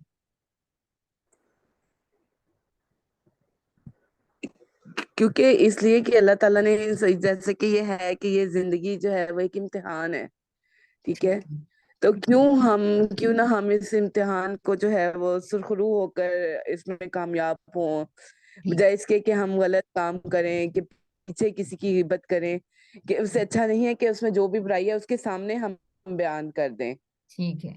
ठीक ठीक है। है, बिल्कुल पीछे सही। बोलने की बजाय हम उसको उसी टाइम बता दें, उसी को हर चीज में जो भी है, कोई किसी में कोई मिस्टेक है, कोई कमी है, तो हम उसको उसी टाइम बता दें। जैसे वो पहले कह रही थी कि अफ्तारी के बारे में भी बताना है। हम्म। अब होता तो यही है कि हमारे घर में बेशक वो अफ्तारी आई हो, किसी ने खाई भी ना हो, हाँ। लेकिन उसको यही कहेंगे कि हाँ हाँ बहुत अच्छी बनी थी, बहुत मजे की थी, मैंने चेक की थी वो। कि हाँ। झूठ बोलते हैं ना हम, हाँ जी, जी जी जी जी। कि झूठ बोलने कि वो हम अपने साथ भी गलत कर रहे हैं और दूसरों के साथ भी गलत कर रहे हैं। सही बात है, सही बात है। ठीक है, ठीक है। ठीक है मौसमा, अब ये जो हम इससे ना जैसे आपने ये निकाला कि देखें, इसलिए कि हम जब एक आजमाइश में पड़े ही हुए हैं, एक टेस्ट में पड़े हुए हैं, तो क्यों ना ठीक ही करके उससे निकले, सुरखरुई होके निकले। तो किसी के पीछे ये बात होगी। अब ये भी मैं आपको बता दूं कि ये भी, इस बात को भी चेक किया जाएगा, क्या वाकई हमें खुदा की तरफ से टेस्ट में कामयाब होने की जरूरत है? ठीक है। अगेन, जब आप रिफ्लेक्टिव थिंकिंग करते हैं तो समटाइम्स आपको अपने बारे में बड़ा हार्श, अपने बारे में, किसी दूसरे के बारे में नहीं, अपने बारे में हमें थोड़ा सा अपने ऊपर कभी कभी हार्श भी होना पड़ जाता है। कि अच्छा, अगर वाकई मुझे इस रास्ते में इतनी, मिसाल के तौर पर एक ही फिक्र है कि किसी ने अफ्तारी भिजवाई है और अब मैंने उसको फीडबैक करना है, ठीक है। हम यहाँ पे राइट अप्रोच की बात कर रहे हैं, क्या हो सकती है। अच्छा, मैं क्यों उसको सीधा ही राइट अप्रोच की मुझे क्यों इतनी फिक्र है? मैं उसे कह दूं मुझे नहीं पसंद आई, या मैं उसे कह दूं मैंने तो खाई ही नहीं, ठीक है। नहीं, मैं कुछ डर रही हूँ इस बात में, ये कहने में, ये इकरार करने में। अच्छा, वो डर क्या है? डर ये है कि वो खातून नाराज हो जाएंगी, घर वालों की तरफ से कुछ हाँ, प्रेशर आ वो जाएगा, बताया क्यों नहीं, ठीक है। आइंदा वो कहेगी कि मैं तो इनके घर भेजूंगी नहीं। हाँ, मामले अच्छे खासे खराब हो सकते हैं, ठीक है। अच्छा, अगेन, बिल्कुल। अगेन अब ये सोचना है कि अगर मुझे डर है उसके नाराज होने का, घर वालों की प्रेशर का, अगेन अब फिर मैं क्या करूं, और मुझे इसमें क्यों सही रास्ते की तलाश है, ठीक है। तो मेरा ये ख्याल है कि अब ये सोचना है कि नहीं, मैं ताल्लुकात क्या खराब करना चाहती हूँ? नहीं तो। घर वालों को घर वालों की बात के खिलाफ जाना चाहती हूँ? नहीं तो। ये भी बात नहीं है। फिर आखिर क्या है? तो अब इसके पीछे हर पर्सन की डिफरेंट रीजंस होंगी। किसी की रीजन ये होगी कि वो बंदा खुश हो जाए, ये लोग मुझसे नाराज ना हो जाएं, किसी की ये रीजन है, इसलिए वो सही रास्ता मांगना चाहता है। ठीक है। और किसी के पीछे कोई और रीजन है, मसलन अगर कोई कह रहा है कि अल्लाह को खुश करना है, तो भाई अल्लाह को खुश करना है तो अगर आपने बंदों को खुश किया तो झूठ बोल के तो नहीं कर सकते, अल्लाह ताला तो फिर नाराज हो जाएंगे। ठीक है, अगर भाई झूठ अगर बोल बंदे दिया। नाराज होंगे तो अल्लाह को भी खुश करने का कोई फायदा नहीं है ना। हाँ। ठीक है। अब ये हेयर इज द पॉइंट जहाँ हमने सोचना है कि यार ये क्या बैलेंस है, ये कैसे किया जाए। अब मेरे बीच में एक बड़ा लंबा काम आएगा, और ये है कि मुझे लोगों के साथ अपने ताल्लुकात बहाल करने के बारे में, अपने अच्छे ताल्लुकात और एतमाद की फिजा पैदा करने के लिए मेहनत करना है। वो मेहनत करने के लिए हमें सीखना पड़ता है, समझना पड़ता है, तदब्बर करना पड़ता है, सोचना पड़ता है। जैसे ही हमारी ये मुश्किल निकल जाएगी ना, हम सोचना छोड़ देंगे, बस खत्म, मामला हो गया खत्म। हम अपनी छोटी छोटी मुश्किलों को सीरियस नहीं लेते और कल पे डाली रखते हैं सही रास्ता ढूंढने की, अप्रोच, सही अप्रोच ढूंढने के, कामों को और ताल्लुकात को बेहतर करने की। अगर आपकी वो फ्रेंड होती ना तो आप उसको कन्वे कर देते। इसका मतलब है कि यहाँ कुछ ताल्लुकात में मसाइल हैं। तो अब हमने ताल्लुकात के ऊपर काम करने के लिए जो मेहनत रिक्वायर्ड है, आप वो मेहनत करने लग जाएंगे तो आपका खुदा भी खुश हो जाएगा। ठीक है, बजाय इसके कि मैं सिर्फ ये एक मोटिव रख लूं कि वो बंदी खुश हो जाए, ये लोग खुश हो जाएं। ये तो बहुत आसान है। और जिसका ये मोटिव है उसके लिए यही सीधा रास्ता है कि वो चुप करके झूठी तारीफ कर दे। इसका मतलब है उसके पीछे ये उनको कोई चीज जो तंग कर रही है वो एक जमीर की आवाज है और एक लोगों का रिस्पॉन्स है। ठीक है। इसलिए इसके बीच में जो रास्ता बनाना है वो क्या है कि हमने एतमाद और मोहब्बत की फिजा पैदा करनी है और इस बात को सीखना है कि ये कैसे की जा सकती है। तो आपको इस बात को चेक हो जाएगा कि यार ये वाकई सीधे रास्ते पे चलना चाहता है, किस लिए जी, ये खुदा को खुश करना चाहता है। ठीक है। तो ये बात साबित होगी, अदरवाइज ये बात इस तरह साबित नहीं हो जाएगी कि हमने कह दिया है कि बस ये हम अल्लाह को खुश करना चाहते हैं, टेस्ट पास करना चाहते हैं। क्योंकि दूसरे इल्म में हम देखेंगे हम इसके खिलाफ बहुत सारी बातें कर रहे होते हैं। जी आयशा। अच्छा, ये जो आपने सवाल किया था ना पहला वाला, हमें इस रास्ते की जरूरत क्यों है, इसका हम्म। जवाब मैं देना चाह रही थी। हाँ हाँ जरूर। वो मेरे ध्यान में ये बात थी कि जो कि हमारी नज़र महदूद है, हम इतना देख नहीं सकते। तो जिस मालिक ने कायनात बनाई है, जिंदगी की आजमाइश बनाई है, हमें उसकी रहनुमाई की जरूरत है कि वो हमें बताए कि हमें क्या करना है और क्या नहीं करना। हाँ बिल्कुल। तो आयशा वो ये भी ठीक है, फिर फाइन, ठीक है, सही है, फिर हाल सही है। आगे चलते हैं फिर। और इस क्वेश्चन का कोई आंसर देना चाह रहे हैं? ठीक है, आगे नेक्स्ट क्वेश्चन पे चलते हैं। अच्छा, ये पहले तकरीबन हमने क्यों रास्ता मांगना जरूरी है और इंसान की जो बना दी गई है इस पे तो हमारी डिस्कशन होगी। सीधा रास्ता तलाश करना क्या इस दुनिया की जरूरत है? ओके, ये बताइए इसके बारे में क्या कहेंगे?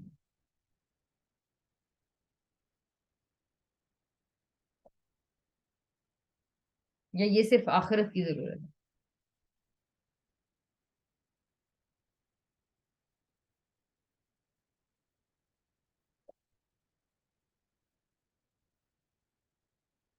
जी। जब आप लोग सोच लें तो आप लोग प्लीज हैंड रेज कर दीजिएगा।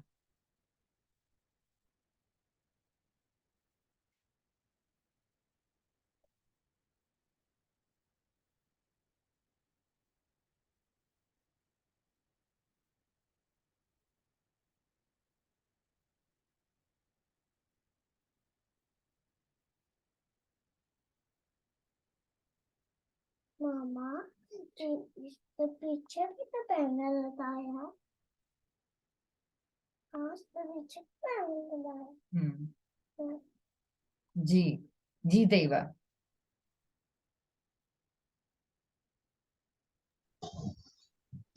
जी, ये लाजमन दुनिया के मसाइल में जो है ना, ठीक इसको है। की जरूरत है कि हम सीधे रास्ते। ठीक है, आपके ख्याल में दुनिया की जरूरत है, ठीक है। जी, अच्छा। दुनिया में अगर हम ये इस पे अमल करेंगे तभी आखिरत तक सही ठीक। पहुंचेंगे। ओके। ठीक है। जी, आयशा। मेरा ख्याल है दुनिया में इसकी जरूरत बस इतनी है कि जो सीधे रास्ते वाला बंदा होता है, उसका दिमाग मुतमईन होता है और वो मतलब कंफ्यूज नहीं होता। असल में आखिरत की जरूरत है। ओके, तो आपका ये ख्याल है, ठीक है। जी नाइला। जी बिल्कुल, देखें दुनिया में भी डेफिनेटली जरूरत है। इंसान को सुकून चाहिए ना, अगर आप सीधे रास्ते पे चलेंगे तो आपकी सेटिस्फेक्शन भी होगी और आखिरत ज़ाहिर आपके जहन में होगी, तो फिर आखिरत में भी ओके, अच्छा ठीक है। तो यानी आप लोगों के ख्याल में ये दुनिया की जरूरत है, लेकिन असलन ये आखिरत ही की जरूरत है। मेरा ख्याल है कि इस तरह से कंक्लूजन किया जा सकता है। जी जैनब।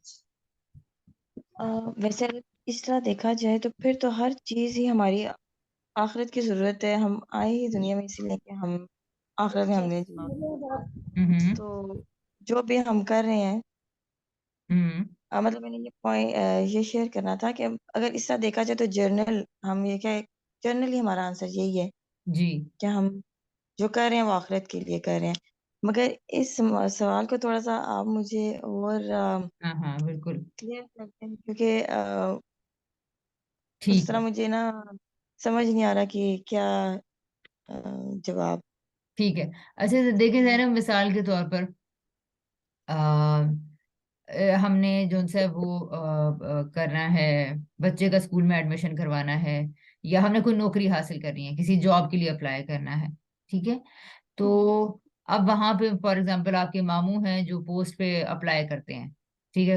इमेजिन कर लेते हैं कोई सिचुएशन ऐसी ना, कोई आपके मामू हैं, कोई चचा हैं, कोई और अंकल हैं जानने वाले, और वो पोस्ट पे अप्लाई कर सकते हैं। तो आप उनसे रिक्वेस्ट अगर करो, आपको यकीन हो कि आप उन्हें रिक्वेस्ट करोगी तो वो आपको जॉब पे रखवा सकते हैं, ठीक है। हम्म आ, साथ ही साथ में लोगों के 50 लोगों की लाइन है जो उस पोस्ट के लिए अप्लाई करते हैं, ठीक है। हम्म अब यहाँ पर सीधा रास्ता, ये जो सिराते मुस्तकीम, ये आपकी जिंदगी में फॉर एग्जांपल सिचुएशन चल रही है, आपको इस वक्त हम्म पैसों की जरूरत है, आपको इस वक्त जॉब की जरूरत है, अपने घर में स्टेबिलिटी की जरूरत है। So what do you think कि यहाँ पर अब आपकी जरूरत, आपके सीधे रास्ते की जरूरत आपको इस सिचुएशन में क्या क्या नहीं है तो क्या है, नहीं है तो क्यों नहीं है। अब आप मेरे साथ साथ चल के इनके क्वेश्चन के आंसर कीजिए। क्या इस सिचुएशन में आपको सीधे रास्ते की जरूरत है?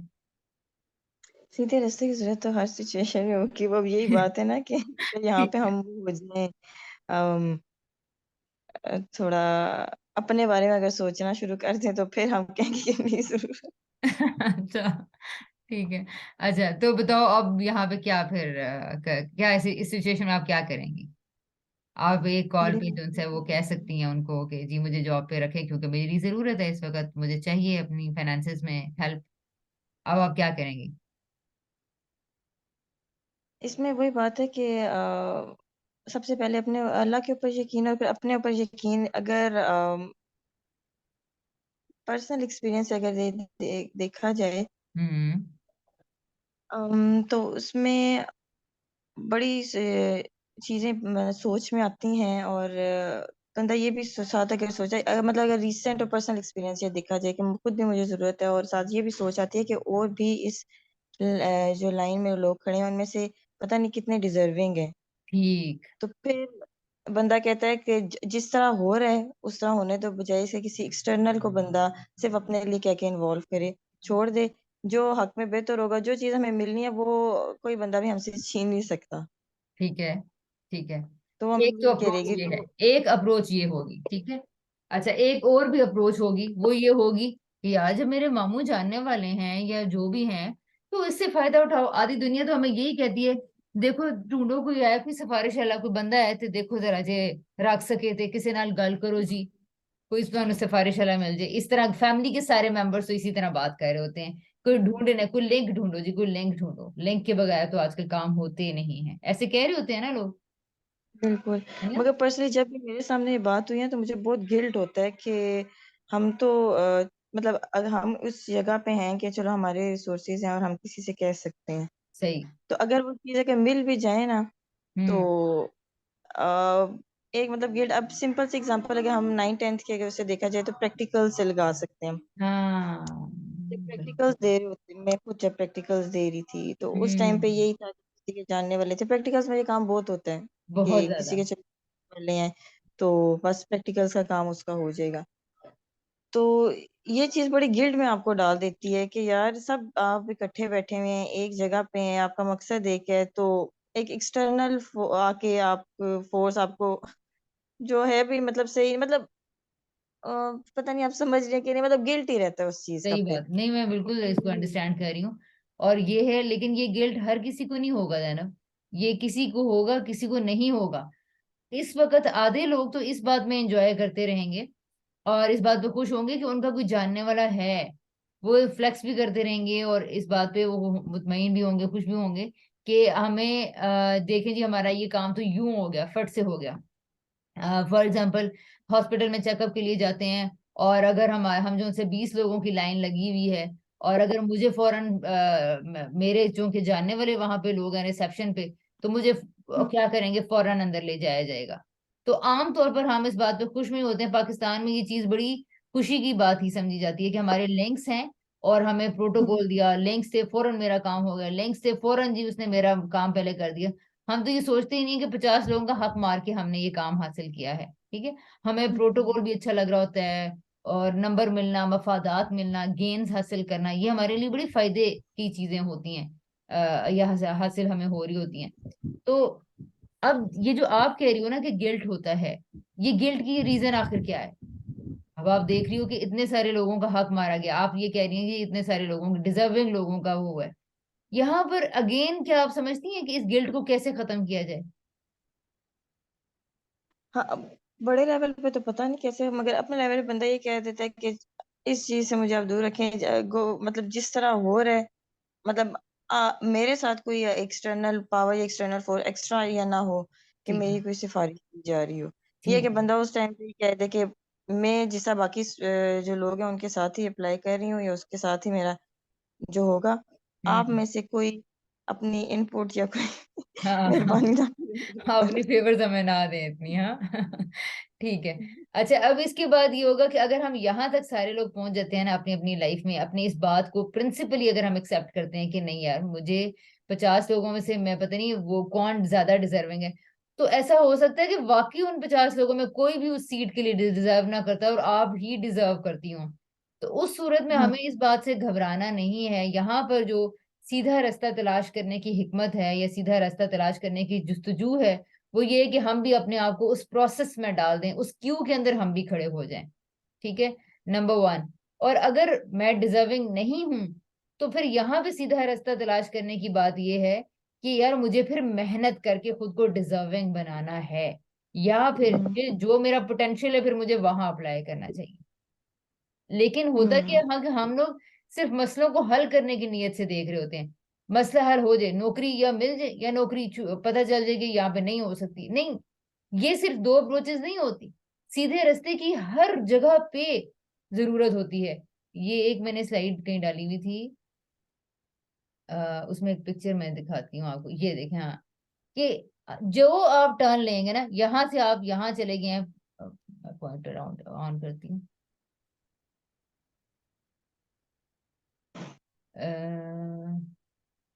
ये देखिए, यहाँ से आप यहाँ आ गए ना, यहाँ आगे, यहाँ से आगे, फिर अगेन आपके पास दो रास्ते हैं, दो रास्ते हैं। फिर आप चले गए, फिर आपको सिराते मुस्तकीम तलाश करना है, यहाँ जाएं कि यहाँ जाएं।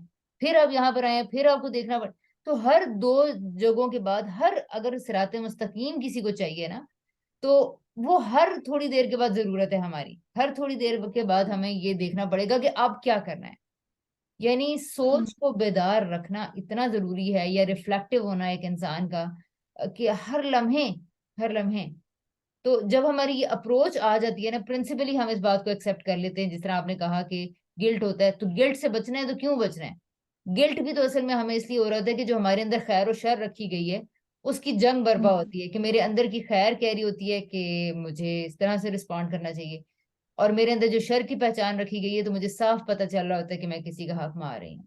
और ये खैर और शर की जंग हमारे अंदर ही बर्पा कर दी गई है, ताकि हम अपने रब की तरफ मुतवज्जे हो सकें। तो जिसका राइट दुनिया के अंदर, अब ये जो क्वेश्चन था ना, ये मैंने इसलिए ऐड किया था कि जब हम इस बात को समझ लेंगे कि सीधा रास्ता क्या दुनिया की जरूरत है, हाँ है, बिल्कुल है, बहुत ज्यादा है। क्योंकि दुनिया में जब हम सही तरह से परफॉर्म करते हैं तो उसके बाद ही, तो उसी सिचुएशन के अंदर ही तो मेरी आखिरत डिटरमिन होती है। तो मेरा ख्याल है कि जितना ये इस वक्त दुनिया की जरूरत है उतनी ही आखिरत की जरूरत है, क्योंकि उसी सिचुएशन के अंदर रिस्पॉन्स करने में, रिस्पॉन्ड करने में ही तो मेरे आखिरत के नंबर लग रहे हैं साथ। सो ये कनेक्शन था बेसिकली इन इन क्वेश्चंस के बीच के अंदर, ठीक है। और ताकि हम ये समझ सकें, और ये देखिए ये किसी के जहन में, मुझे नहीं पता कि उसकी नमाज में क्या फर्क पड़ा क्या नहीं पड़ा, बट मैंने जब से अल-फातिहा की रिफ्लेक्टिव थिंकिंग स्टार्ट करवाई है पूरे रमजान में, मुझे पता तो चल गया था कि मैं बमुश्किल अल-फातिहा ही खत्म करवा पाऊंगी। और ये यहीं तक ही मैंने इसको डाला हुआ था। आगे तो फिर यही है कि नाम करने वालों को अल्लाह ताला अनअमत अलैहिम, हाँ, तो जिन पे इनाम किया जाता है, और जिन पे जो लोग, ठहरे मैं तर्जुमा बता ही देती हूँ कि अगली आयत के अंदर क्या है, और वो मैंने क्यों नहीं डाला था कि उस पे थोड़ा सा यहूद ने सारा से मतलब कॉन्टेक्स्ट था। तो हाँ, इहदिना सिरातल मुस्तकीम सिरातल लज़ीना अनअमता अलैहिम गैरिल मग़ज़ूबी अलैहिम वलद्दालिन। तो ये तो फिर आगे इनाम और एक तरह का रिजल्ट है उन लोगों का। तो जितना हिस्सा मुझसे मुतल्लिक था, मुझे ये समझना है कि मेरी जरूरत इन 5-6 आयतों में क्या है, और अगर मैं इन्हीं को लेकर सोचना शुरू कर दूं ना, तो वो मेरी नमाज के अंदर ठहराओ, जब मैं सोच रही हूँ कि मुझे क्यों जरूरत है, कहाँ आज का मसला मेरा क्या है, तो आज के मसले के अंदर सीधा रास्ता क्या हो सकता है, और फिर सोचना समझना, और फिर उसके बाद दुआ मांगना। तो मेरा ख्याल है नमाज के अंदर बहुत ज्यादा चेंजिंग आती है अगर आप नमाज के अंदर सोचना समझना और ठहरना और अपना उसको तदब्बर करना शुरू कर देते हैं। और फिर खुदा कोई ना कोई मसले बातें भी सुझाता है। इसको वसाविस नहीं कहते, इसको सोचे समझ कर पढ़ी जाने वाली नमाज कहते हैं, ठीक है। क्योंकि आप खुद एक आयत का जो हकीकी मकसद है नबी वसल्लम के बारे में है ना, कि जब आयतें जहन्नम की आयतें आती थी तो वो पनाह मांगने लग जाते थे, जब जन्नत की आयत आती थी तो वो दुआएं मांगने लग जाते थे, ठीक है। ये है, ये असल में है नमाज। ऐसी ही नमाज को ऐसा ही होना चाहिए कि आप खुदा से गुफ्तगू करें अपनी दिन भर के मामलात जो हो रहे हैं, जो मुश्किल है उसको जहन में रखते हुए रुक जाएं, अल्हम्दुलिल्लाह रब्बिल आलमीन पढ़ के रुक जाएं। किस किस चीज के लिए? अमन के लिए, आज़ादी के लिए, सेहत के लिए, और स्टेबिलिटी के साथ मेरी कायनात चल रही है, मेरा घर चल रहा है, इतने रिसोर्सेज मुझे मिल गए हैं, और क्या क्या नेमतें हैं। अल्हम्दुलिल्लाह रब्बिल आलमीन, अल्हम्दुलिल्लाह रब्बिल आलमीन। तो ये सोच सोच सोच सोच के आगे बढ़ना, आगे बढ़ना, आगे बढ़ना। तो ये क्या है, मेरी दुनिया की जरूरत भी है लेकिन साथ में मेरी आखिरत की जरूरत भी है। क्योंकि जब मैं अल्हम्दुलिल्लाह सोच के कह रही हूँ तो देखिए ना मेरे कितने दिन भर के मामला ठीक हो रहे हैं। अब मेरी एक एक चीज पे ग्रेटिट्यूड आता जा रहा है, जिससे मेरे अंदर पॉजिटिविटी भी आएगी, जिसके मेरे अंदर मस्बत और खुश और इत्मीनान होना, लोगों से मुकाबले ना करना, और रब का सही तरह से मोतरफ होना, जो लोग मेरे लिए काम कर रहे हैं उनके लिए मोतरफ होना कि किस किस तरीके से मेरे पास ये नेमतें पहुंच रही है, चीजें पहुंच रही हैं। और इसके लिए फिर हम खुदा की और आना, ये सारी चीजें, ये दुनिया भी ठीक हो रही है, और साथ साथ में क्या हो रहा है मेरे आखिरत में भी, मुझे ये रिस्पांस खुदा को मुझसे यही चाहिए था कि मैं सोचने समझने वाली इंसान बनूं, राइट।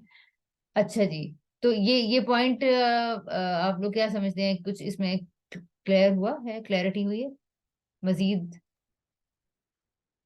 हाँ जी, मुझे क्लियर हो गया।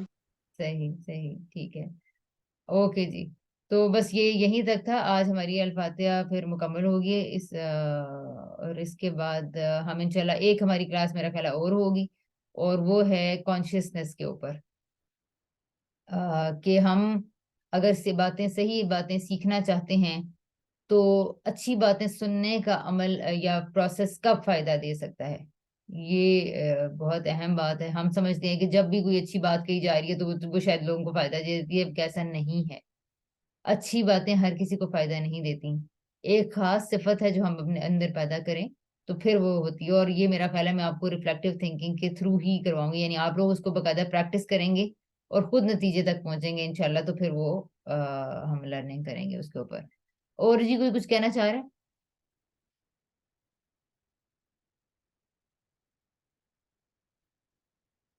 ठीक है, ठीक है अच्छा फिर। इसमें जी जी, होमवर्क बता दें। हाँ, इसका इसका मैं टाइप कर देती हूँ। मेरा ख्याल है मैं चाहूंगी कि अपनी नमाज के ऊपर मैं चाहूंगी कि गौर किया जाए कि जब मैंने पहली आयत पढ़ी तो मेरे अंदर क्या सोचें आई, दूसरी आयत पढ़ी अर्रहमान अर्रहीम से क्या मर्सी किस किस मामले में महसूस होती है, खुदा की मर्सी। मालिकी यौमिद्दीन में मुझे कहाँ कहाँ पे ये फिक्र है कि मेरे साथ अदल होगा तो है पकड़ी जाऊंगी, या अदल होगा तो मैं तो कामयाब हो गई। हमने ये पढ़ा था ना कि रहमत में, खुदा की मर्सी में इंसाफ शामिल है ना। ऐसा नहीं हो सकता कि हर दफा किसी को माफ कर दिया जाए तो, नहीं भाई, एक को माफ किया जा रहा है और दूसरे को माफ नहीं किया, दूसरे के साथ ज्यादती हो रही है, तो ये कैसी मर्सी है, ये कैसी रहमत है। तो जब एक मजलूम के साथ इंसाफ किया जाएगा तो लाजमन जो जालिम होगा इसका मतलब है कि उसको सजा मिलेगी। तो आज मैंने दुनिया में ही देखना है कि मैं कहाँ कहाँ इंसाफ करने वाली हूँ, सॉरी कहाँ कहाँ मैं अगर अल्लाह ताला मेरे ऊपर रहमत कर रहे हैं, मिसाल के तौर पर मैंने जी सिफारिश लेके जॉब ले लिया है, ये तो होगी मेरे ऊपर रहमत। लेकिन मालिक यौमुद्दीन का तकाजा ये है कि यार ये तो मैंने इतने लोगों से का हक मारा है, तो जब इंसाफ होगा तो इतनी सारी सजा भी मुझे मिल सकती है। तो इस बारे में सोच के कॉन्शियस हो जाना। तो अपनी नमाज में सोचने में कितना टाइम लगाया, क्योंकि ये इबादत की रातें भी चल रही हैं, और मेरा ख्याल है 2 नवाफिल भी अगर इस तरह पढ़ लिए जाएं तो इसके हवाले से आप लोग देखिए कि अल-फातिहा में रिफ्लेक्टिव थिंकिंग करने के पर्पज से नमाज में क्या तब्दीली आई है। जी तैयबा। मैं काफी देर पहले से पूछना चाह रही थी कि खौफ का फायदा भी होता है कोई, और दूसरा ये कि आज़ादी के बगैर जब आज़ादी ना हो तो वो काम करना चाहिए, मतलब उसमें तो फिर वो आ जाता है अल्लाह की रजा के साथ और भी चीजें आ जाती हैं, जैसे यानी कि बज़ाहिर फर्दन कोई पाबंदी ना भी हो लेकिन एक सोशल दबाव होता है। देखें सोशल प्रेशर से निकलना ही, असल में निकल जब जाएंगे अच्छे तरीके के साथ, अच्छे अखलाक के साथ, तो इसका मतलब है कि ये सोशल प्रेशर जिसको हम कहते हैं ना, ये असल में माशरे की और लोगों की गुलामी है। जब हम माशरे और लोगों की गुलामी से निकल पाएंगे तो ही हम खुदा की गुलामी में, इसका मतलब है, आने का हक अदा करेंगे। ठीक है, अब ये काम कैसे होगा, ये काम करना एक लंबा जिद्दोजहद का काम है, जाहिर है। एक सेकेंड जी होल्ड कीजिएगा।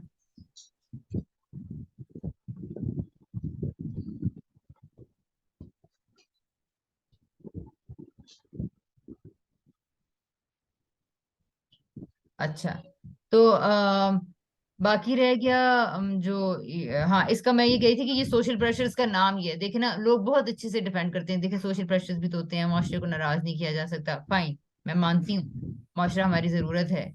लेकिन यही अप्रोच रही कि आप जगह जगह खुदा को, इधर है मेरे पास खुदा को नाराज करके हर वक्त बंदों की गुलामी में रहेंगे, तो फिर ये फिर हमें क्लियर होना चाहिए कि फिर हम लोगों के लिए ही जी रहे हैं। फिर ये मत कहें कि हमें खुदा का भी खौफ है। एक तो ये बात है, और दूसरा आपके सवाल में क्या था कि खौफ का कोई फायदा भी है। जी, खौफ ज्यादातर तो नुकसान है तो। हाँ, ये तब आना चाहिए, खौफ इंसान की जिंदगी में मोहब्बत से अगर फूटे तो फिर इसके फायदे हैं, लेकिन अगर सिर्फ खौफ है तो फिर शायद इसका कोई फायदा ना हो। ये मेरी अंडरस्टैंडिंग है, लेकिन ठीक है, लोग इसे बरक्स सोचते हैं, लेकिन मेरा ये ख्याल है कि अगर सिर्फ खौफ है और पहले खौफ से इंट्रोड्यूस करवाया गया है और सिर्फ खौफ है, तो फिर उसके काफी ज्यादा नुकसान हो सकते हैं, यानी सारी सोचने समझने की सलाहियतें ही खत्म हो जाएंगी। मेरे नजदीक तो इतना बड़ा रिस्क है। ठीक है, और इसको आप यहाँ से भी सोच सकते हैं ना कि मतलब आपको किसी जिंदगी में किसी जगह पे खौफ लाहिक हुआ हो, आपको अगर वही प्लेन में बैठते ये डर आ जाए कि ये किसी वक्त क्रैश हो सकता है, ठीक है जी, तो और कहा क्या जा रहा होता है कि अल्लाह ने चाहा तो तुम मंजिल पर पहुंचोगे, अल्लाह ने नहीं चाहा तो तुम मंजिल पे नहीं पहुंचोगे। भाई अगर यही खौफ मुतारिफ कुरान है, क्या खुदा इसी तरह करता है? खुदा चीजों को दुनिया के कावानीन के मुताबिक होने देता है, तो पहले हम ये क्यों नहीं बता रहे? खुदा के फलसफे को, जो इतनी जगह पे स्टेबिलिटी चल रही है, उसको क्यों नहीं इंट्रोड्यूस करवा रहे पहले? ठीक है, तो मेरा ये ख्याल है कि मोहब्बत के बाद खौफ को आना चाहिए, और वो भी इंसान के अपने अंदर से फूटना चाहिए, और वो बड़ा तबीयी होता है अगर अच्छे से हो। एक बच्चे को जब बहुत मोहब्बत मिल जाती है तो फिर कुछ अरसे के बाद जब वो बड़ा हो जाता है, तो उस क्योंकि छोटे बच्चे को तो इतनी फिक्र नहीं होती अगर वाकई माँ से बार बार नाराज नहीं हो रही। जब बड़े हो जाते हैं तो वो ये समझते हैं कि नहीं, ये मेरी माँ को हर्ट करेगा यार, ये मेरी माँ को अच्छा नहीं लगेगा। एक तो ये कि बात छोटे बच्चे को बेचारे को स्कोप में बार बार मामा मुंह बना के बैठ जाती, अच्छा फिर मैं नाराज हो रही हूँ, अच्छा फिर मैं आपसे बोलूंगी नहीं, अच्छा फिर जाओ फिर बाबा को चले जाओ, मैं तो अब बात नहीं करूंगी, अच्छा आपने मेरे से किया था। ये तो आपने बचपन से खौफ डाल दिया। लेकिन अगर आप 10 साल तक बच्चे को मोहब्बत दे दें, 7 साल तक मोहब्बत दे दें, कभी नाराज ना हो, तो उसके बाद मेरा ख्याल है इस मोहब्बत के बाद एक एक बच्चे के अंदर खुद एक ये चीज फूटेगी, है इनकी नाराजगी का डर। ये होता है वो खौफ जो रिक्वायर्ड है, ये इंसान से बहुत अच्छे काम फिर करवाता है। कि उसमें अब ये बंदे का वो खौफ नहीं है कि ये मुझसे नाराज होकर मुझे ये कर दे, अब नहीं। अब ये है कि इसको दुख होगा, मैं उसको दुख पहुंचाना नहीं चाहती। और खुदा के आगे जाएं तो फिर तो एक और भी जज्बा फूटता है, और वो क्या उनसा है कि नहीं, उसने तो ब्लेसिंग्स भी इतनी दे रखी हैं, और वो जब वो इतनी रहमतें कर रहा है तो मैं सिर्फ, और वो इस इन मुश्किलात से मुझे गुजार ही इसलिए रहा है कि वो भी अगेन मेरा भला ही चाहता है। तो मैं क्यों ना उसकी मर्जी के मुताबिक रिस्पॉन्ड करूं, जब वो मुझे जन्नत में लेकर जाने के लिए इतना कोशा है और इतना खैर ख्वाह है मेरा। तो अब why I shouldn't struggle for that. तो ये तरतीब रहे तो बहुत अच्छी बात है, लेकिन अगर खौफ को पहले ले आए हैं तो फिर तो मेरे नजदीक तो बहुत बुरी बात है। ठीक, बहुत अच्छे से आपने जवाब दिए, बहुत समझ है और ये सही तरीके से, क्योंकि इससे क्वालिटी पे बहुत फर्क आता है। यानी कि ये बाज़ औक़ात होता है एक्शन, अगर खौफ हटा दिया जाए तो वो एक्शन नहीं लिया जा रहा होता। लेकिन अगर इस तरीके से अगर बंदा करने पे जब आता है ना, तो फिर तो क्वालिटी बड़ी अच्छी हो जाती है काम की। बिल्कुल। और यही क्वालिटी पैदा करने के लिए मैं कह रही हूँ। यानी ना, खौफ सोचने समझने की सलाहियतों को बिल्कुल मफकूद कर देता है, बंद कर देता है सोचने समझने की सलाहियतों को। तो यही तो वो बात है कि सोचने समझ, क्या खुदा ये चाहता था हमसे कि हम सोचना समझना बंद कर दें? नहीं, वो तो ये चाहता ही नहीं था। ये फिर हमने किस तरह दीन को समझा है? गुनाह दे देगा, गुनाह दे देगा, गुनाह दे देगा, नाराज हो जाएगा अल्लाह, नाराज हो जाएगा अल्लाह, जहन्नुम में डाल देगा। ये क्या है कि बस सोचना समझना का हमने बिल्कुल बंद ही कर दिया इंसानों का, और फिर देख लें कि आज हम कहाँ खड़े हैं। तो वाकई आप सही कह रही हैं कि क्वालिटी पे बहुत ज्यादा असर पड़ता है और पूरी तख्लीकी सलाहियतें उभर के सामने आती हैं।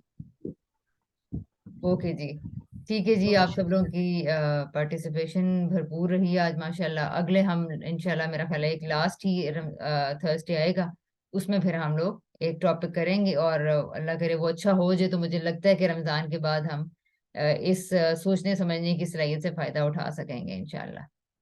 ओके जी, अल्लाह हाफिज। अल्लाह मनफाना बिमा अल्लमतना व अल्लिमना मा यनफउना व जिदना इल्मा। आमीन। अल्लाह अस्सलाम अल्लाह हाफ़िज़। वालेकुम। अल्लाह हाफिज। हाँ, वालेकुम अस्सलाम।